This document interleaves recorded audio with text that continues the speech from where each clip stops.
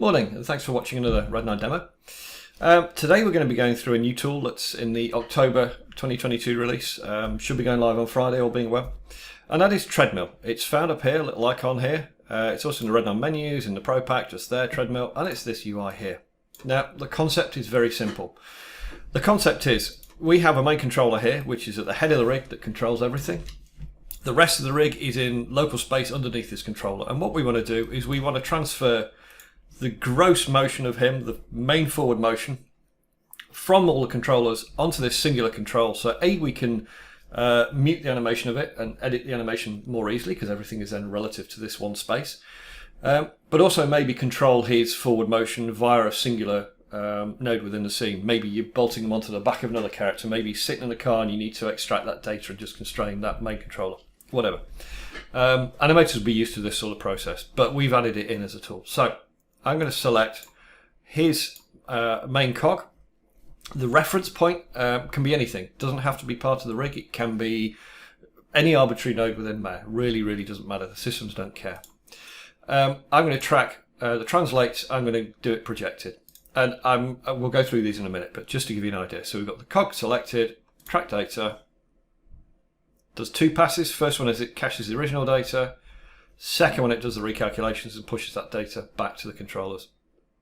Bosh. Okay.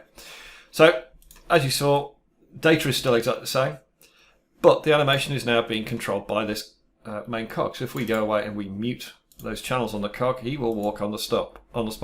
Hence calling it Treadmill. So he's walking on the spot. And that's all done automatically for you. Now, that now means that you can go away and you can animate these in a more local space to this controller. It's easier for reference, it's easier for just general control. And preaching to animators, it doesn't matter here. So we've done our edits. But what happens now if we want to remove that? We just unselect that, unfreeze that. So he's now still moving with that.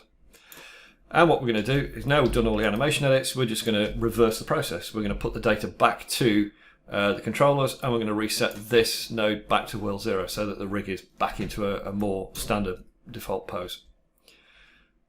We'll just hit the remove, again, does it twice, caches it, pushes it back.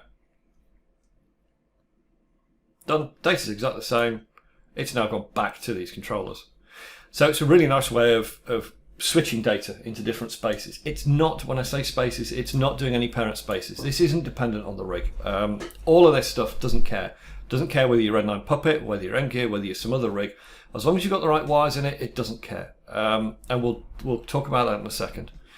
There are a few options. Track translates, rotates. I took rotates off and projected. This one, the projected, is exactly the same as in the pose savers and in the Red9 anim. It's a way of, if we don't project, so in fact, let's do that. We'll turn everything on and we'll just project. And what I'm going to do is I'm going to do it over a small time period just because I just want to show you the difference.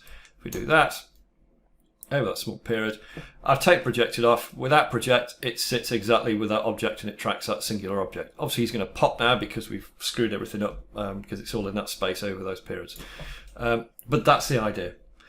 Short and simple. That's it, really. We'll be doing a next video. I'm going to follow that on today. I had a good long conversation with Brad Clark yesterday from Rigging Dojo.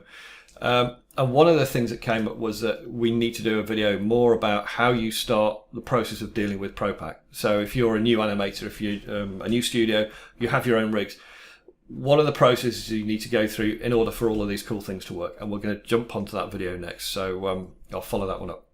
Thanks very much for watching. Don't forget to subscribe to the channel. Go and have a look at Pro Pack. It's on subscription on the website. Go grab it, have a play with it. Let us know what you think and enjoy. Thank you very much for watching. Goodbye.